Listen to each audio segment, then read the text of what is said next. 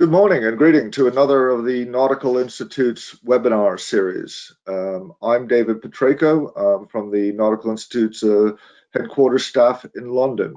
I'm being joined this morning by Margarita Lushoff from her home in Haugesund, Norway, and Jonathan Earthy from his home in London. Greetings both. Good morning. Good morning. Okay, so before we get started, I will just start with a few notes. For those of you who are not familiar with the Nautical Institute, and I hope most of you are, we are an international professional body. We help our members with their professional development, and we share knowledge and determine best practices. But most of all, when we say that we're a professional body, that we help with professional development, the question is why? Well, we believe that people who are trained, educated, and have a professional ethos make better decisions. And we're all about helping people make better decisions. So the question might be, can good design help people make better decisions? And I'm very pleased that we are going to discuss that today. And by the way, I believe it does. So. But before we start, just a few notes on the format of today's webinar. It is interactive. Your mics and cameras will not work, but your keyboard will. So please feel free at any stage to pose a question. You have a control panel, and you have a little white arrow in an orange field here, and that contracts or expands your control panel. When it is expanded, you have a number of options. You can type a question here and enter it. I will get those and I will try to sift through as I can. Please, if you could be short and concise, that would really help me identify your question. There are also some handouts that you can download, and they're in this download settings. If you hit something and the software goes into the background and you want to bring it back, look for this little symbol here that looks like a cogwheel at the bottom of your screen, and it will pop back. We will have a number of polls to engage you and to find out a little bit more and stimulate some discussion. When we do trigger a poll, you'll get a box something like this. You need to click the option that you want, and it'll turn dark. And then you must press the submit button. If you do not submit, it will not be submitted. So after the webinar ends, you will be invited to do a very short survey. It only takes a couple minutes, and it will really help us improve our operation. So please do that for us. It would be appreciated. You will be offered a certificate of attendance, those of you who are logged on. And about an hour or so after the webinar, you will receive an email saying thank you for attending, and at the bottom of that message will be a link to the certificate. If you do not get it within a couple hours, please check your junk folder because sometimes they land there. But you're very welcome to have that. By tomorrow, hopefully, a recording of this webinar will be up on our YouTube channel, and you can find it there. There will also be a link to that YouTube channel in the email thanking you for attending. There are quite a few people here. We have, as of a couple hours ago, about 160 people on this webinar, and you'll probably notice that to accommodate people around the world, we're doing it twice to capture different time zones. And so we will repeat this webinar this evening at 1700 UK time. Right, so now back to the main agenda. I would like to introduce Margarita and Jonathan. They have both been stalwarts in the pursuit of good design and making mariners that much more comfortable and effective on board ships. Margarita herself is a master mariner, and they both bring a wealth, decades of experience in this field, very particular field. to the issue. Now, one of the key things here is that mariners, by their very nature, make things work. You give them something and they'll make it work. Quite often, not as you intended, as the designers intended, but mariners always find a way to make things work. Quite often, it leads to discomfort, distraction, and even injury. So having designs that are user-friendly is really worth putting some effort into, and they will talk about that. So very slickly, I'm going to transfer the con. And Margarita, Jonathan, over to you. Thank you. Let's see. Thank you. There we go. Okay, now we're going to have some interesting. We're going to have interesting coordination because I'm doing the speaking and Captain Lutzoff is doing the controls. So there's going to be a lot of next slides, but that wasn't the next slide. Okay, so yes, thank you very much, David. Perfect introduction. Oh, interesting. Yep. And we're going to demonstrate usability problems with this setup during the event. Thank you very much, David. That's a great introduction, and you've really laid out exactly what we're going to talk about. And as the slide suggests, improving ergonomics is a bit like walking in snow. You can't see what's under the surface. And your progress is only clear when you look back, and sometimes you see tracks of things that you managed to avoid. I'm assured that the picture of the lower pug marks were over links, so I managed to avoid it in the case the picture was taken. Next slide. So why is it important? Why is it important to think about how systems and spaces and machinery and equipment and software and procedures are used and try and improve it? Ships are places of work in a safety and environmentally critical industry. They operate at low margins with high levels of risks. The design of arrangements, accommodation, equipment, software, procedures plays an important part in mitigating these risks. Nothing is provided that is nice to have. Everything has a safety, business, or welfare purpose. So if what is provided is not used as intended and when required, that increases risk. And indeed, incorrect use or non-use of operational technology means that at best there is a performance degradation, and at worst, a safety barrier is breached. Safety and environmental barrier breaches are regulatory issues. From a safety point of view, poor ergonomics leading to use errors that requires a corrective action is a near miss. It's not the user's fault, and it cannot be addressed completely by training. So, especially where the safety implications, don't blame yourself and don't keep quiet. Ergonomics issues are not first world, nice to have luxury problems. They affect safety and performance and well-being. And you have an obligation to analyze and report the issue. If you do not report a poor usability, you're doing it wrong. Now, fortunately, there is a pincer movement between safety management systems and incident investigation.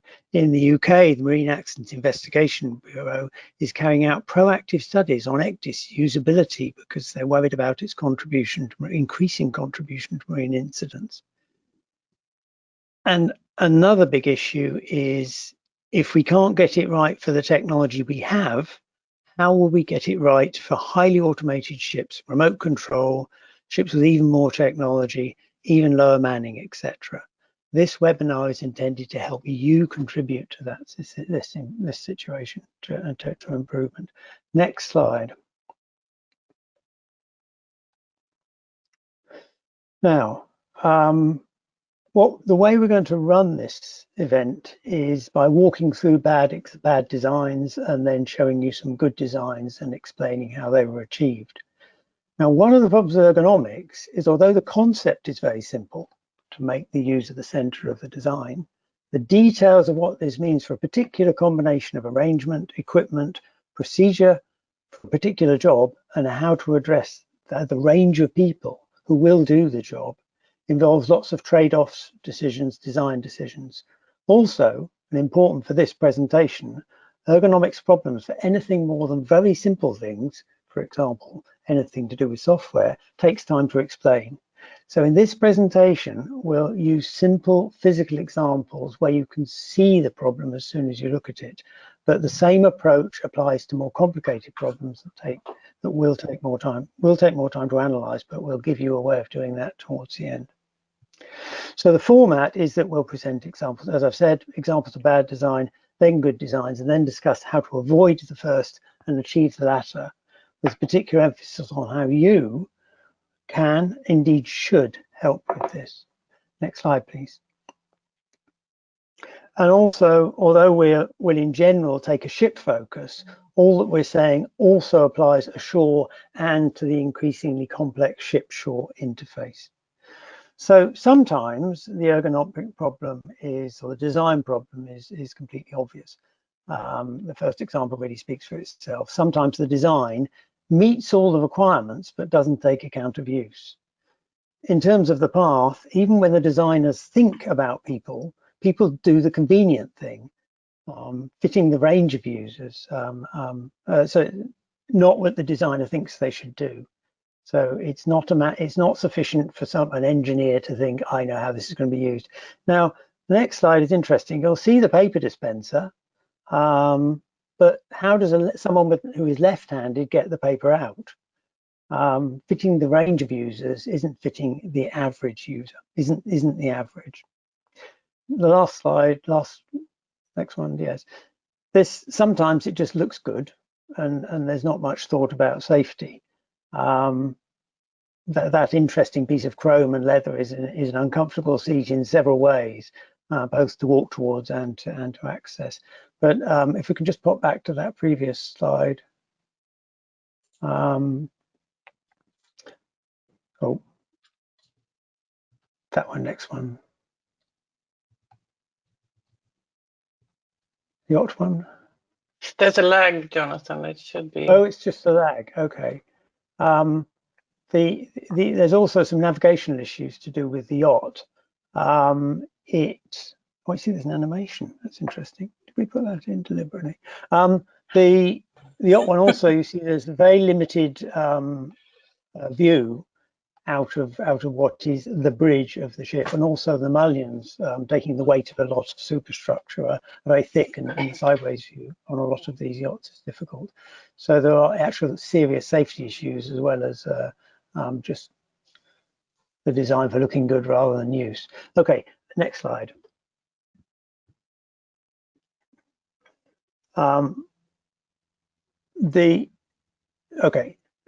Now, safe access or correct access is a class issue, but what we see in these examples is that when you actually get into the ship, it's not necessarily well designed. So in this case, the wheelhead to access is you have to stand on a manifold.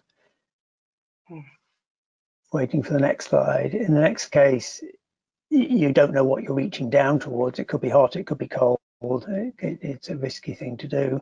And in the last example, sorry, the next example, it's pretty obvious that access is a problem.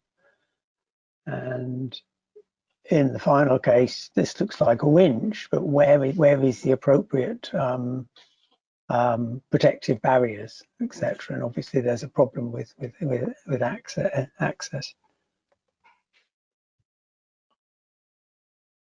Now, if we go to the next slides, here we have an example of something which is designed fairly carefully, a display that's been laid out with instructions in sufficient languages. But as soon as that gets protected against the environment, we have a set of difficulties that have arisen because of unexpected use. The cover hides some of the instructions. It gets contaminated, and of course it limits the access to the controls. Now I'll hand over to Margarita to look at the next set of examples, which are on the bridge. So Captain Lutzoff will now take you onto the bridge and take you through some navigation examples. welcome. And it's nice for once just to sit and listen and not do all the talking. Thanks, Jonathan. And this is the bridge of a relatively new ship, and you can see it's quite large and very wide. And there is a maneuvering station on the bridge wing. And this is a picture of what you see when you stand at this place. And you notice you can't see the ship side, and it's just as bad looking aft. So what they did here, in order to be able to maneuver to port and to quay, they had to put a camera in, and that means that the bridge wing is no longer used. Practically, they are standing more or less amidships and doing the maneuvering, because that's where the the screen from the camera is. And as if this vision problem wasn't enough, this is what you see when you look forward from your normal maneuvering or working station. And as my good friend Michel Gresh, you might even be listening. And you can see you really need a hard hat to to actually walk around here, because if you forget, you're going to hit your head. And somebody did, because you can also see those two little rounded corners is some soft material they had to put there. So it's limiting your view, of course, but it's also a danger to anyone who is taller than 160 centimeters, which does happen. And I'll just hand back to Jonathan for an example of software which we said we wouldn't have. I think this is a relatively simple one. It's immediately obvious. There's a message that the set of charts is about to become out of date. The subscription service will expire in a month. Now the question is, what is this? Why is this message relevant to the navigator? They're on the ship. They're not the agent. They're not ashore. They can't pay for anything. And furthermore, it's a month away. But fortunately, the original message didn't cover up the navigation area. However, something you might remember from your dim and distant past has actually popped up to help us. So now, of course, the person that programmed this, in fact, in this case, the automatic response of the software, doesn't know that I'm trying to navigate the ship. Or maybe it does, but it's still not helping me correctly. So, and of course, the more information technology we have, the more important it is to consider the user's experience of and with the world behind the screen, as well as the physical world of the ship. Next slide. I'm going to go through an example that's difficult for Lloyd to register, because, of course, there was an inquest and many, many years of discussion about what happened at Derbyshire. Once we had the pictures, we found one of the features was that the stores hatch was absent. It was missing. Now, if you look at the flooding plan, the flooding profile, which is the next, you click on one. Okay, click up the last one as well. So if you look at the flooding plan that brings about the break of the ship, which caused it to sink, we couldn't understand how the ship was flooding that way, because we assumed that the stores hatch had blown off because of the pressure of the water of air underneath it as the ship sank. But clearly there was something strange about this hatch. There's a focus on it. And there was even a mock-up made and put into the room in the inquest. And fortunately, we got to interview a bosun, and he said, no, that hatch was always blowing off in heavy weather. We had to lash it down. Now, if we'd known that, if class had known that, we could have changed the design. We could have monitored that on the design. The feedback from operation back to design really is a safety issue. if the designer, if class don't know what is going wrong, what happens in reality with the design of ship, they can't necessarily assure the safety. Marguerite is going to now, Professor Lutzow is now going to take us into the science and the approach which can improve the situations we've shown you. Yes, and while we're on the topic of being ashamed, this is a shameful example for the Swedish shipbuilding industry. It's the Vasa many, many years ago. And she sank just a few minutes after launch. And it turns out the problem was it was built for the king, and he wanted to show off his power and his wealth and to be a bit scary. So he said, I'm going to have a lot of cannons on the ship, and I want them high up on the ship. And when we launch, I want them to be pushed out on the ship side so that everyone on the shore watching this can see how powerful and wealthy I am. And of course they did that. And this is what happened, because she lost stability and she sank, and many seafarers, sailors drowned in the just before the eyes of their families on the shore. And if you take anything away from this seminar, I would say, remember that you're building for the captain and not for the king. When you are giving feedback, that's where we need the feedback from. It's not the guy who buys it, it's the guy who drives it. And because we know we can do this quite well.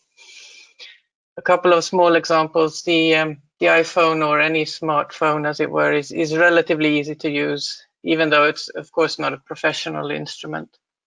We have the car, which I'll mention in a minute, why it's so wonderful. And we also have now several examples of human-centered design in maritime electronics. And the picture there shows one that we were personally involved in making happen.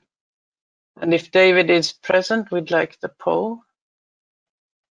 Right. Okay. So, have you heard of human-centered design before? Yes or no? So, please check your answer and press submit. Over to you, Marguerite. Yeah, this is a relatively easy question. We didn't even add, I don't know.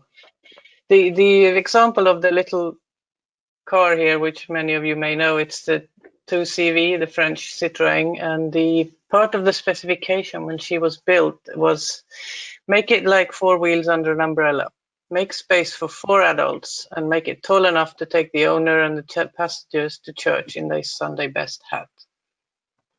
Big enough to carry 50 kilos of potatoes, and you should be able to carry a basket of eggs over a field without breaking them.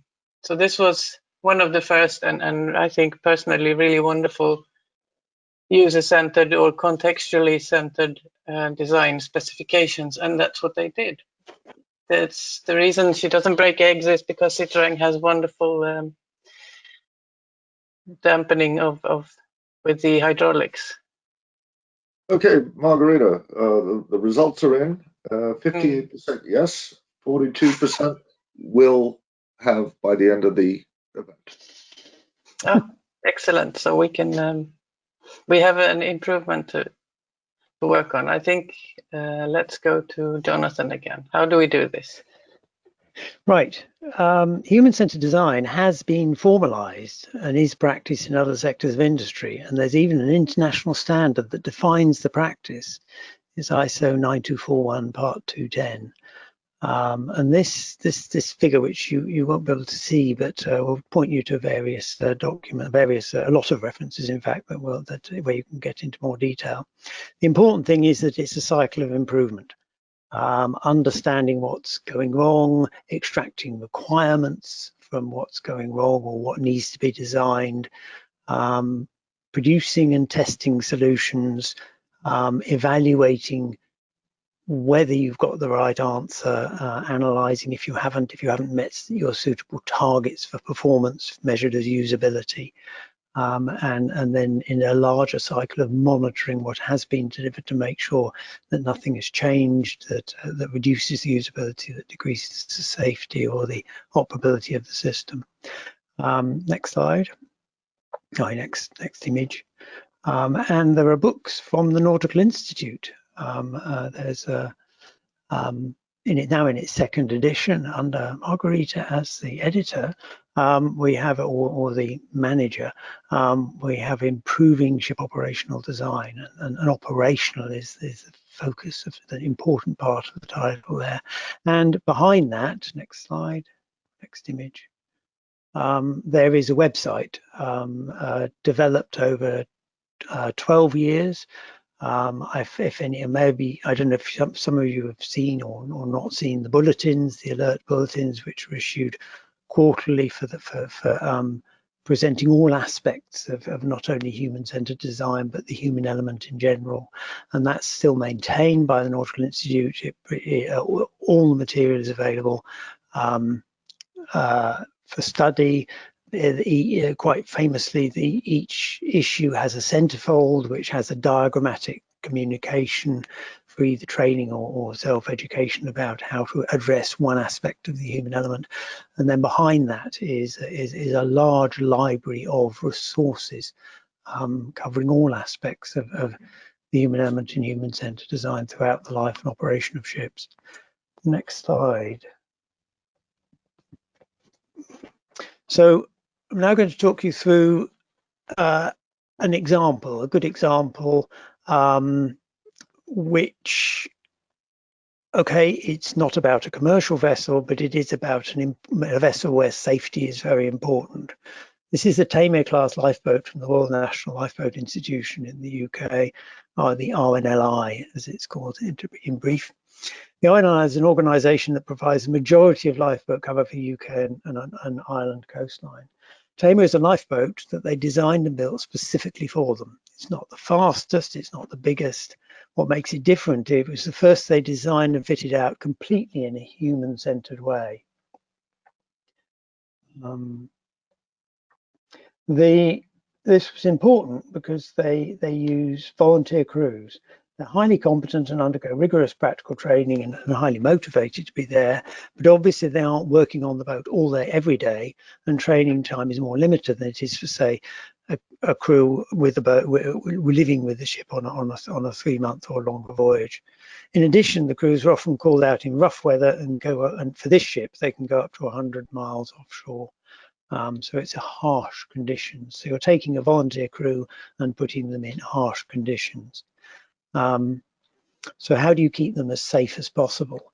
And the principle that was set by the naval architect for the project was, if we look after the crew, they can look after the casualties. So that was their design objective. Now, I think it's very important to emphasize that, as I said, in that design life cycle, setting the requirements for usability, setting the requirements for the users, what they need to do, how to do their jobs, and what their problems are going to be, is vitally important. So if you're ever invited to be involved in starting projects, putting human system requirements into that project is a very important starting point, because then you can refer to that throughout the project and throughout life and make sure that those requirements are still being met.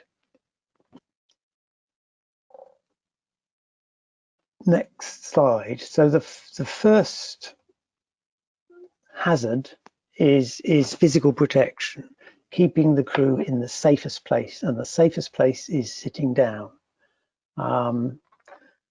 Now, traditionally, of course, crews stand up to cushion the shock, but that's fatiguing. You can't keep on doing that for a long mission, a long duration. And this boat is intended to have a 100-hour duration. So you sit people down. Now, traditionally, we use truck seats, which is the next click-on one, but they don't have sufficient room for maneuver, room for vertical movement to absorb the shocks you'll get coming off a wave. So with the University of Southampton, the RNLI designed a revolutionary seat that has much larger travel, but importantly can be customized to the particular crew member by putting in the right sort of spring, which you can see at the bottom left-hand side of the seat, the last seat with the guy in the survival suit. So it's not only much better at absorbing shock, it's also quickly adaptable to whoever happens to be sitting in that seat. The next aspect, if we click on to the next slide,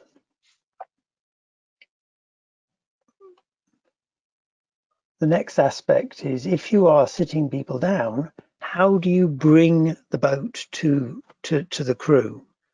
And that necessitated a careful design of what is around the seat and what is on the seat.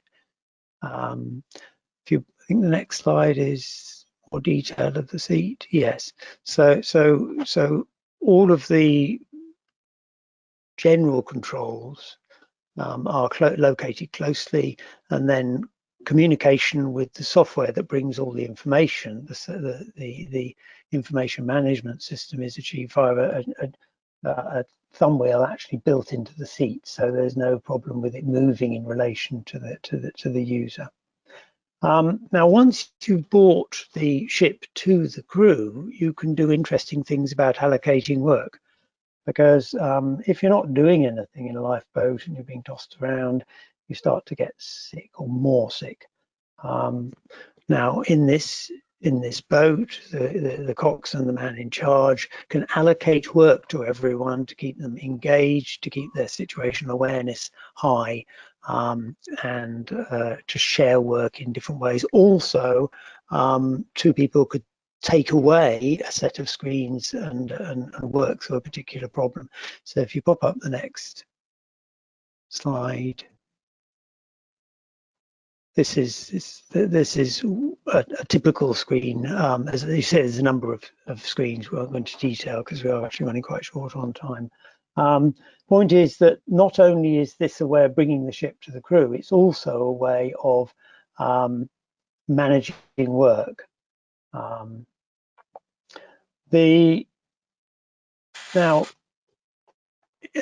let's move on with the slides. We can talk more about the safety information management system later. The final area is arrangements to minimize the hazard of moving around as much as possible, maximize access to the seating area and space for up to 10 casualties. But also to make sure that if you do need to move around, if you do need in heavy weather, there's everything is secured, there's grab rails everywhere. And then from the point of view of the outside of the ship, there are two different working levels to account for different jetty heights.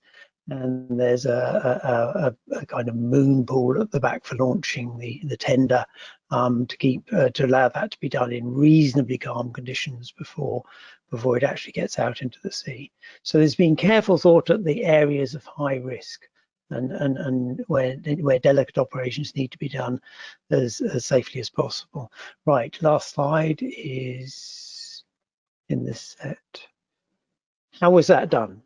And the answer is human-centered design. The context of operation was fully understood and the risk was assessed, and then design was focused on the high-risk areas, and we've seen the examples of what was achieved. Clear design principles were set from the beginning, and there was a focus on how to support the work that was being done. And finally, they took this design around lifeboat stations from the beginning. First of all, just asking what was wrong with the previous boats, and then on paper, and then by visits, and then by developing a prototype and operating it. And the other thing that happened as a result of that is the crew and the crews really felt they owned this ship. They owned this boat. Now you're going to tell me this is a special case, but don't most ships have critical operational needs, and don't the companies we work with have training centres with which their crews attend on a fairly regular basis? Not to mention increasing internet access, seafarers' websites, social media, training captains, manufacturers collecting product feedback, and near-miss reporting. And David will take us back to these things. There are ways of getting this information from crews if you really want to. Now, Margarita is going to give us an example of a commercial project that was run in this way. I shall, but first let's ask David for the poll. poll. And you Oh, the have a poll. little story, I I believe. do, a poll about user acceptance. Okay. The first time one of these Tamir class boats went out into a real mission on a forced gale, as they were coming home, one of the crew sent a text to Neil Chaplin, which he kept on his phone for years. This boat is the dog's bollocks. That means it's the best. How often would you say that of a ship that you have served on? Right, okay, Jonathan, it seems that you have sold the idea. Well, there we go. So Okay. 96% think it's a great idea. Mm. Right, off you go. I agree. Good. Yes, and as Jonathan just said, it is actually not only non-commercial ships. We have a really nice example called the Harvest Leader a couple of years ago, and they made, I believe, 1,716 changes to the design of the ship in the name of human factors and engineering. And as an aside, we're very proud of this ship because it was partly made on suggestions from some of our own publications.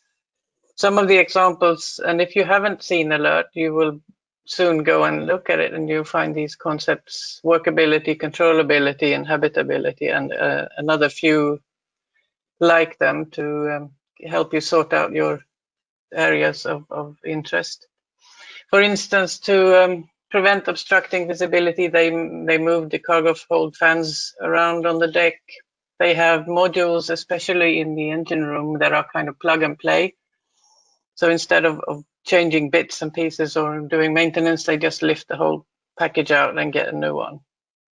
Lots of cameras, telephones, and speakers were added to get better communication. And they have an integrated alarm system on the bridge. Both of these would help communication and also figuring out what is actually going on. A few really interesting ones on habitability, just because it's so uncommon, is that they added extra cabins for irregular workers, which we all know is a problem.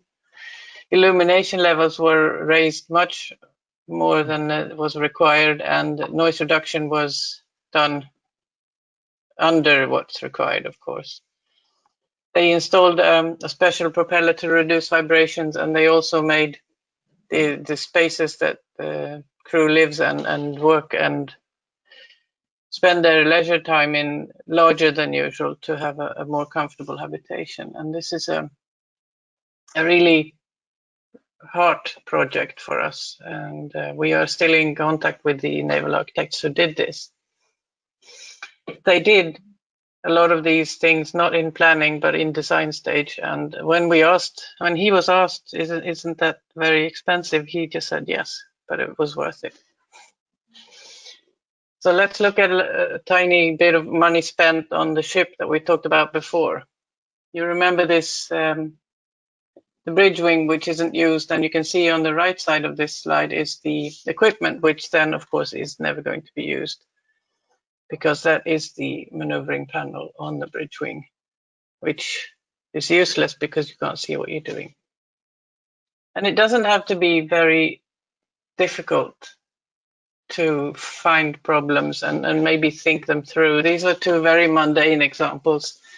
Excuse the sort of language. If you read the button labels on the elevator, maybe you could have named your floor something different. I thought that was kind of funny. And on the right side, it is a brilliant, wonderful example of good design. There's no question about which of these chains you pull when you want fan or lighting. So it isn't as hard as you think. Not always, anyway. And I'll let Jonathan tell you how to do it. Yes, I think we are still in the era of 5-cent solutions. There are many things that can, if they were reported, if they were known about, could be addressed cost effectively. But as Margaret points out, there's also the waste of money if you install or provide a system which is not used or has to be replaced. So if we're beginning to see interest in user experience for safety, for legal protection, or for performance, whether driven by accident investigation, FLAG, incidentally the Marine Coast Guard Agency now has a human factors performance inventory that David will mention later, equipment manufacturers, or just to meet the requirements of ISM, how do we get user feedback? The answer is this is where you can help. Speak up, and of course, image up. Take pictures, use the fact that we can now easily communicate graphically. Show and report poor ergonomics in terms of the safety and performance issues that it addresses. Don't just say it's wrong, say this is the ergonomics of why it's wrong, here is how it affects the job, here is how it impacts performance, here is how it impacts safety. How the ergonomics are bad, what can be done to improve the user experience and reduce that resulting hazard or its frequency. So how to reduce the risk. So communicate in safety terms, communicate in money terms. While there's already good safety advice, in terms of health and safety checklists, etc., which we were all required to use, and that captures basic ergonomics issues, basic ergonomics for physical safety. And a lot has been said about competence and company procedures. There is less advice on regulatory procedures, and as we've demonstrated, even less on design. So what we've done is adapted an ergonomics risk assessment checklist from the European Atomos projects, and it's available, it's been provided to you, the ergonomics risk checklist, that's one of the handouts. Whilst this is addressed to compliance with SOLAS Regulation 15 originally, it's in principle equally applicable to the engine room. So it might have some rough edges because we quickly put it together for this event, but basically the principles and the questions apply to all complex operational spaces. So in simple terms, you should already have things like occupational health and safety requirements to make sure they're met properly. Procedures should be being addressed, especially organizational procedures by ISM, but for complicated systems, try out the checklist, which breaks the issues down and puts them in an operational risk context. Now, some of you may remember the MTOC project, which Margarita ran at Kalmar, which gave similar training to cadets who then kept a logbook. And the results of their exercise was gratifying, useful to the ships they served on. The feedback was positively received because it was couched in safety terms. In terms of additional information, there is, if you really want to cover a checklist to cover everything, the last alert contains a center spread, which has a set of checklists for all human systems in the marine industry.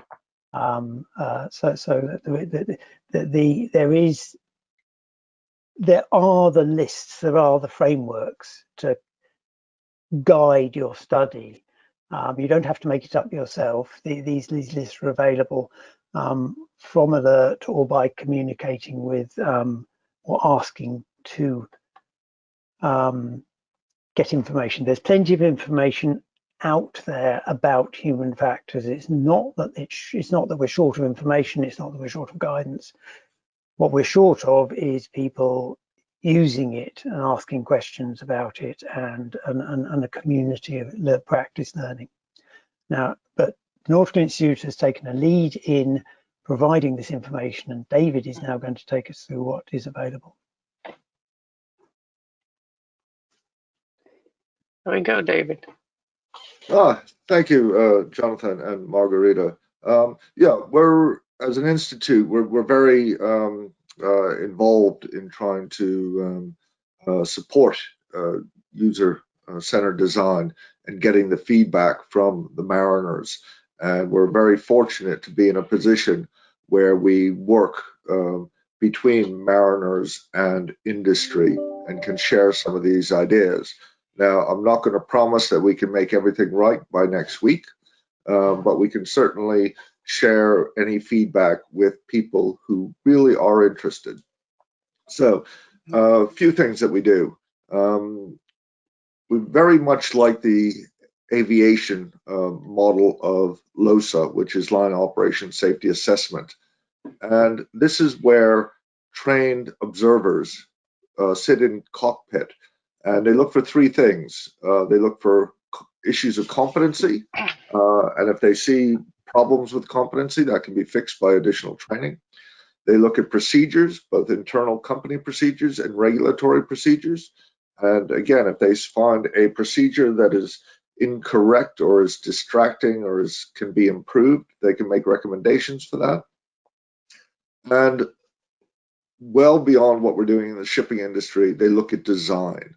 And if they see a problem with design, they can do that. They can make recommendations.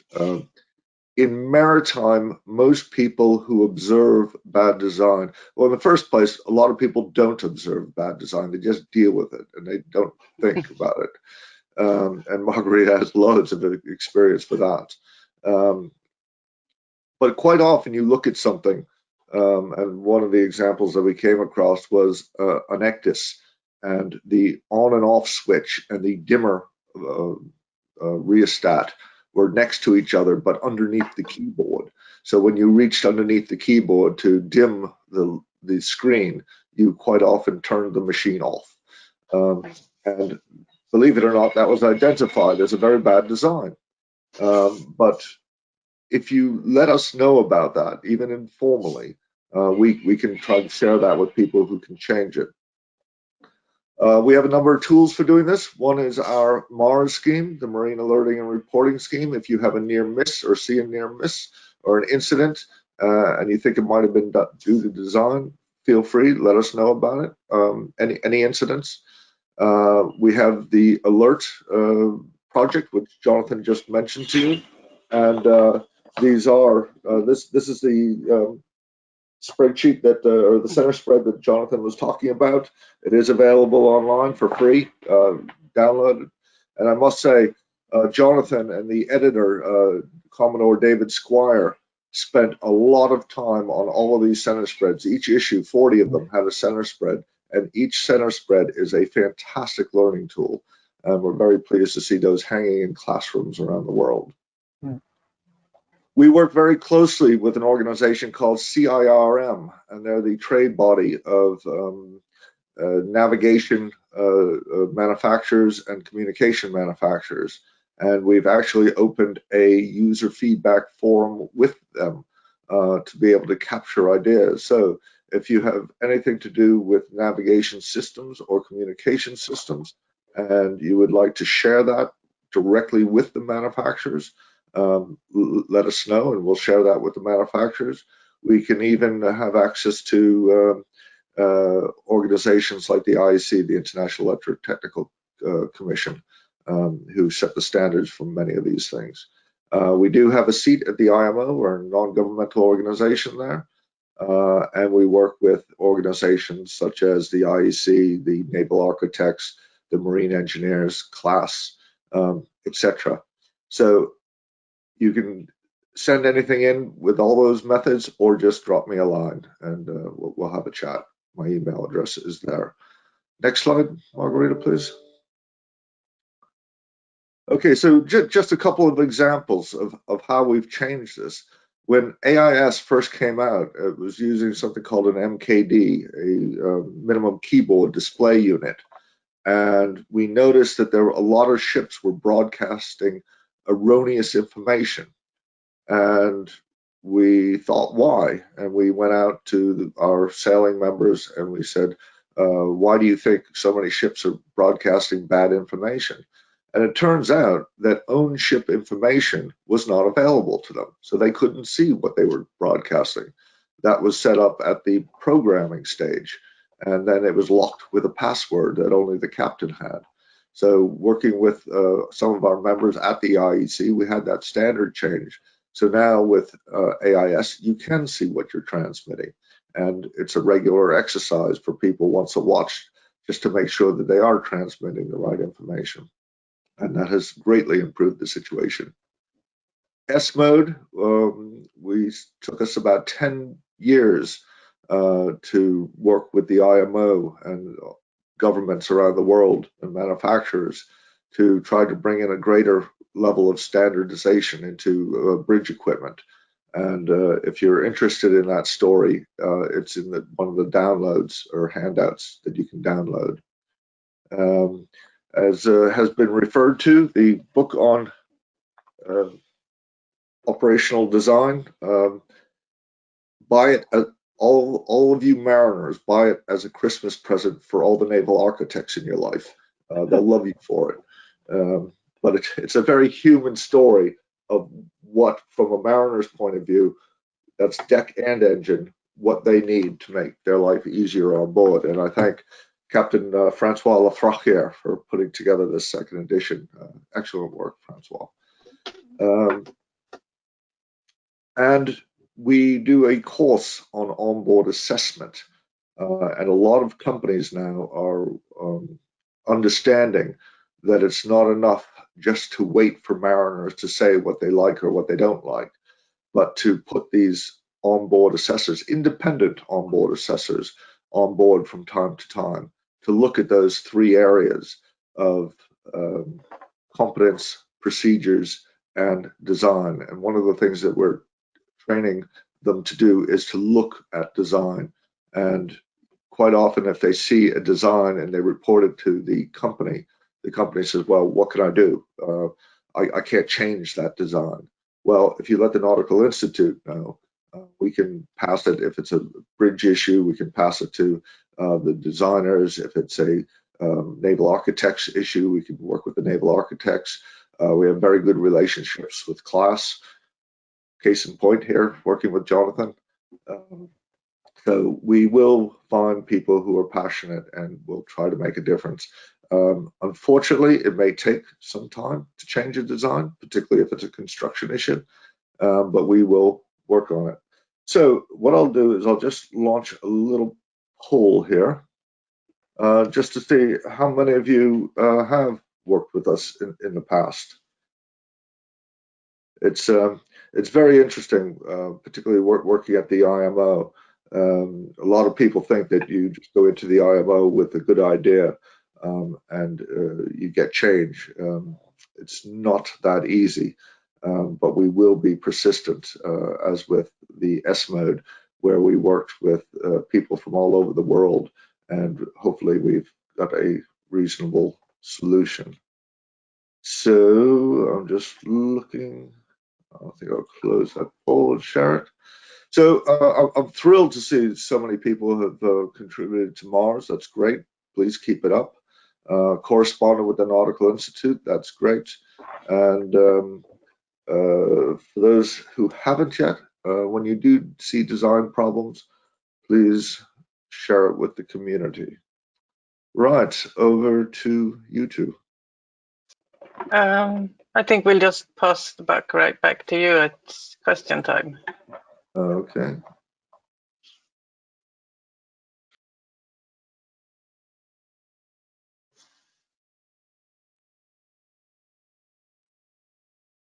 Right, okay, Q&A. So first question has to go to a Captain Kodeyari, who wrote to me recently with a story about claustrophobia and new design. He's observed over the years on numerous ships how there has not been adequate thought put into the design of accommodation, in particular galleys. And my gosh, I can attest to the problems in galleys. But he talks about spaces, living spaces with no portholes, no natural light, too much vibration, loud noises from machinery. And that's in living spaces, let alone working spaces. So, Jonathan, I think I'll put this to you initially, given that you're with class. What about the design of accommodation? How can that be made better? Well, I need to make clear that I'm currently furloughed, so I'll be back with class on Monday morning. So I'm currently speaking as myself, not as a representative of class. But the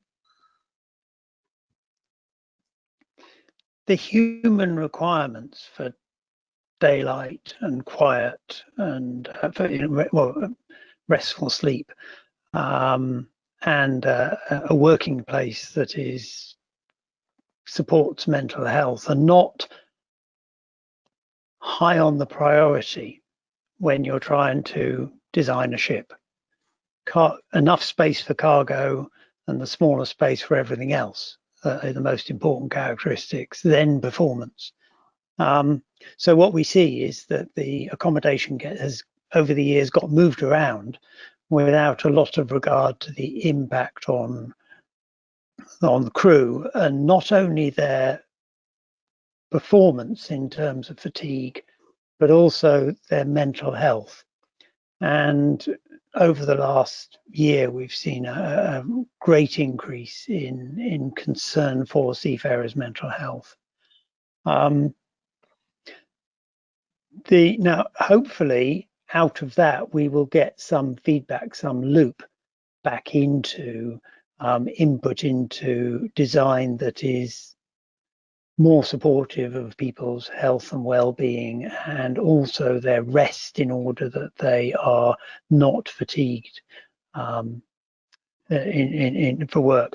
At the moment, what we have is one of the parts of the IMO fatigue guidance does specifically talk about taking a human-centered approach to the design of the non-workspaces as well as the workspaces on the ship. So that potentially is our starting point. There's a lot of work in other areas of design, especially in building design, that can be drawn upon. So that is a resource to take into account.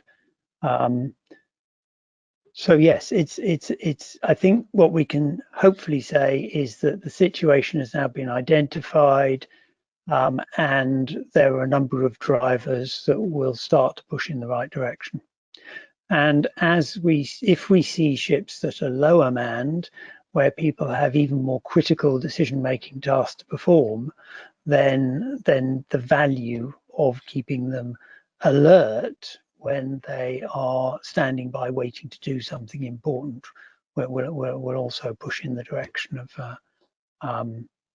better design from this point of view. Thanks, Jonathan. Margarita, have you got anything to add to that? No, not at the moment. We were involved in designing the guidelines for the fatigue mitigating design guidelines, if you like. But it's Okay. difficult because it's always a trade-off, isn't it? I mean, again, in aviation, they have a program called Human Performance and Limitations, where they look at how people work on board. But when we've translated that to the maritime environment, it's very interesting that the ship is our home as well as our workplace. And we spend an awful long time, sometimes over a year on board. And those little considerations, as you said, Jonathan, HCD does take a little bit of thought, but then it has a lifetime of use, and that is so important. And is there evidence that it's actually a financial benefit, that if you do put in 10-20% extra thought into a design, that through the 20-year life cycle of a ship, that it becomes more cost effective? Yes. The question is whether you're going to keep the ship for 10 or 20 years. So let me just jump back to something I didn't make quite clear. The requirements, saying that you start with requirements for mental well-being, requirements for alertness, requirements for welfare, are all legitimate human factors requirements. It's not only safety and performance at work. So can't emphasize that too much. Human-centered design is about achieving whatever requirements need to be achieved to keep a human healthy, happy, and well. Right, yes. I mean, anecdotally, if you talk to operators, they will tell you that a ship they design themselves requires less maintenance, has greater staff retention, but you have to be keeping it for long enough, and you have to have a management perspective that is willing to hand over some degree of authority to the crew, some degree of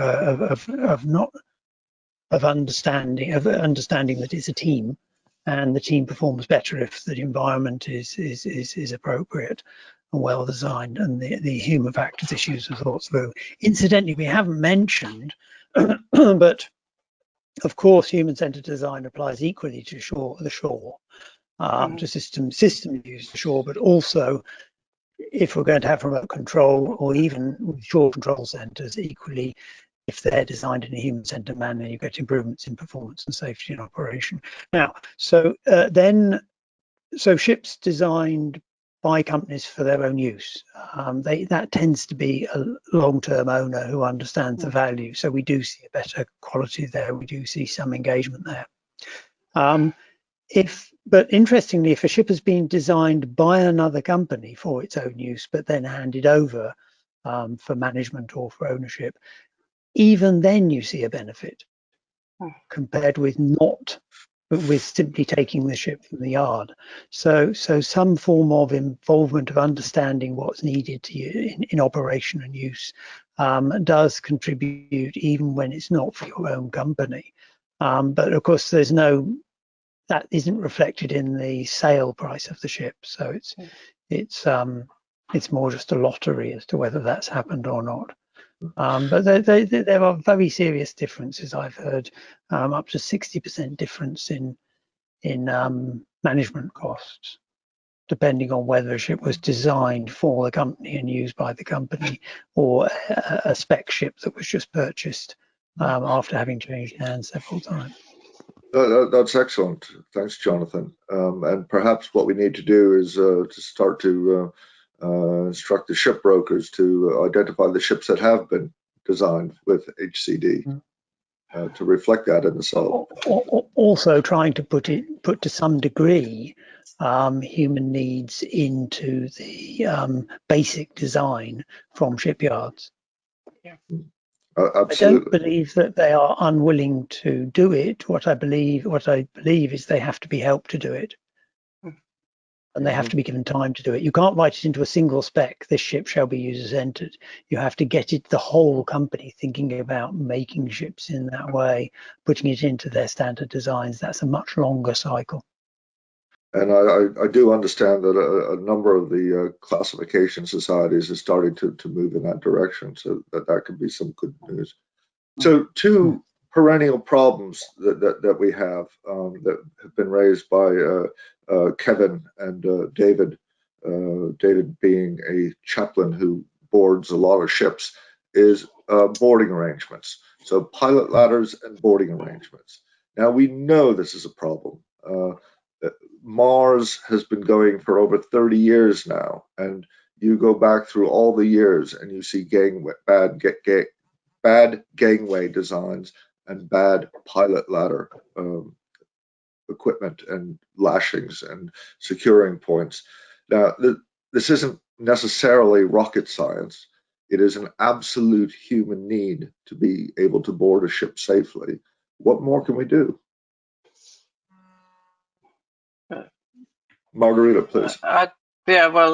Obviously I can't solve the problem, but I think if people keep making the same mistake or doing the same thing wrong for so long. I mean, and then I'm talking about the sharp end operators. Then we need to design it in a way that it can't be used wrongly.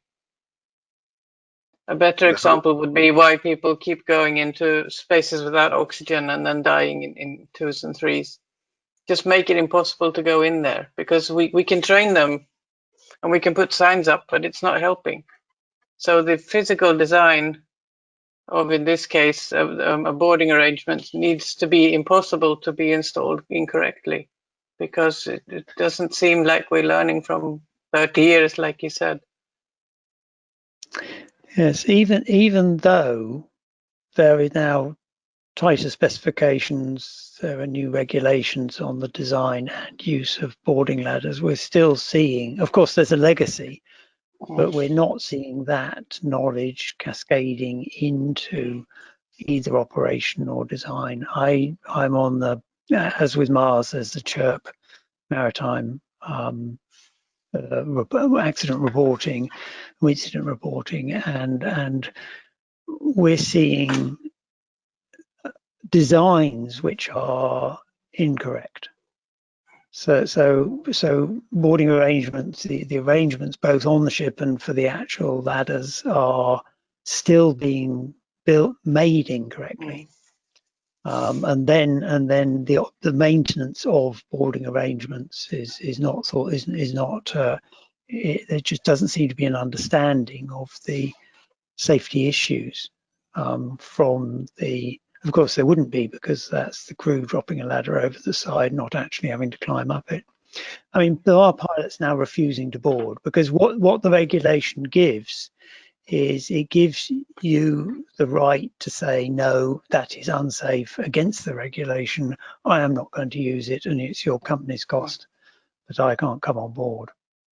So I think there's a degree of make a stand, because it's not not in the slightest bit your problem that you can't use the boarding arrangement. It is almost everyone and your problem, but don't use boarding arrangements that are unsafe, because if you die, it's you that will suffer, not anyone else. So I know it's hard, but do stand up and complain. And also, as David and I have said, use Mars, use CHIRP, because both organisations are feeding back. And if you're on a ship, get the charts, use the charts, make sure that it's part of your regular safety training. Thanks, Jonathan. Yeah, we are putting some extra effort now into working with the pilots, and there's a group of pilots now that are not only identifying bad design, but identifying how to fix it, which I think is a really positive move. And you'll be seeing some reports coming out in our magazine Seaways about that in the near future. One size fits all. You'll not be surprised that human beings come in different sizes, and not all ships cater for that. And one of my best examples is we had a brand new ship. I was sailing with an American company with an American crew, and we had a brand new ship built in Japan, and it was a beautiful ship. We took delivery of it, and then a 6'6" man from Texas came on board, and he said to me, he said, "How am I supposed to live in this cabin?" And the bunk was only about 5.5 foot long, and even his boots didn't fit in the cupboard. So he ended up putting the mattress on the deck and sleeping on the deck. That's one example. Peter has just written in and talks about the people's height and the level of bridge equipment in relation to different people's heights. And certainly I know that we used to have wooden boxes for short helmsmen to stand on. What kind of work is being done to design things around different body sizes?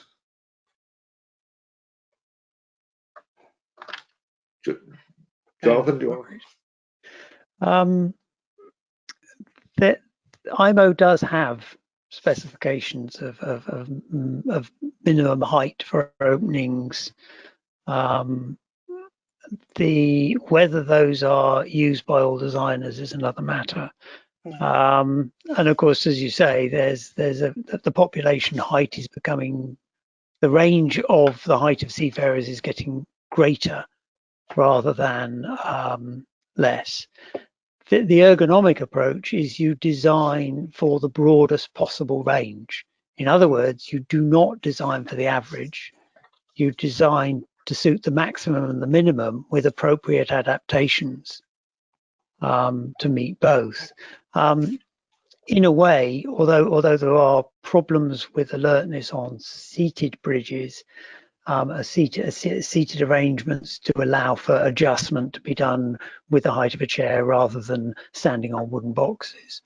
But the principle, the human-centered principle, is you design for the widest range, and if possible, you design for not just the 95th and the 5th percentage, but you design to try and fit everyone by adaptation.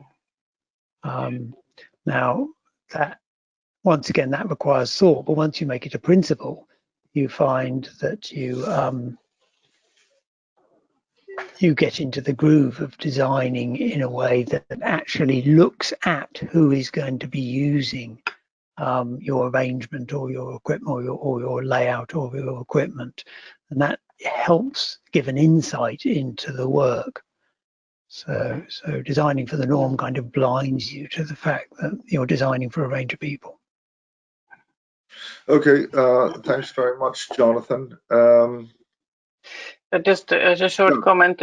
Yeah, because I worked with Dr. Abe Siriwadan at the University of Tasmania, and her thesis was about teaching, as it were, or informing naval architect students about all these available material and the knowledge we have. And she did find going in that almost none of them had heard of things such as these, the anthropometric and the ergonomics numbers. They just didn't know. They were just following max heights or max widths as given. So there is a dissemination or education issue there on for naval architects. And in fact, that is what why we produced this book. And the original book, which came out nearly 20 years ago, started with a bit of an argument at a conference that we held with the naval architects and the marine engineers at the time. And a captain stood up and said, "Why do you make such stupid designs?" And the naval architect said, "Why don't you tell me of something better to design?" And one of the things that came out of it was that a lot of the designers, whether they be naval architects or draftsmen, have not spent time at sea or not much time at sea. And so, when they design a space, they design it assuming that it's going to be stationary. Without thinking that it's going to rotate through 60 degrees sometimes. So we are doing the best we can to offer some education into that. Right. And if I can jump in, the things like virtual reality, computer simulations are very useful, and also the huge increase in simulators in training centres. It is possible to give naval architects and even programmers of marine systems some experience, some synthetic experience of what it's like to be at sea. It's a matter of putting that into the training programs at an early stage. There is, of course, a question with graduate naval architects and engineers, as if you try to put human factors into the course. The question is always, well, what do you want us to take out? Law, business. But there's starting to be a core of educational establishments that are saying, what do we need to do? And of course, Margarita puts that into her courses, but that includes an on-ship element. But it's try and make sure that the education or the early induction of designers includes some understanding of the ship environment. It's not just an office block they make, which then disappears from outside their window. Yeah, we were fortunate enough to be given a little bit of time in the final year design project, and then we asked for volunteers, and half the class, almost all the class, volunteered to spend 2 hours each Friday with us, which we thought was, knowing what your students wanted, you want project. Yeah. Yes, the final year design project is a good place to put it, because then you can once you can get back to these, well, what requirements you're going to set, how it can you can examine how that's being addressed by the students and the teams. So yes, we're trying to finish this event, aren't you? Because we're way over time. Okay. There are more questions, but there's very little time. So I will thank you both for your contributions. And just in the way of wrapping up, for those of you in the audience, just some takeaways from this event. There is that checklist that Jonathan's prepared. Please have a look at, download it, and have a look at how it applies on your ship. We do have this book that you can buy for Christmas for your favorite naval architect. There is the alert series. All the downloads are absolutely free. We have videos up there that you can use. We have the center spreads that you can download as a standalone document for a training guide. And of course, we have all the bulletins, and we have some fantastic cartoons that are great for illustrations, and again, can be used copyright free. And we do have those various schemes that you can participate. But the final takeaway is, please join us. We are a membership organization, the Nautical Institute. Please become a member, get involved in our work, and let's work together to make better decisions. So on that, Jonathan, Margarita, thank you very much for your time. And I will invite you to log out, and then I will close the webinar. Thank you all for those attending, and thanks for all your great questions, and see you again. Bye.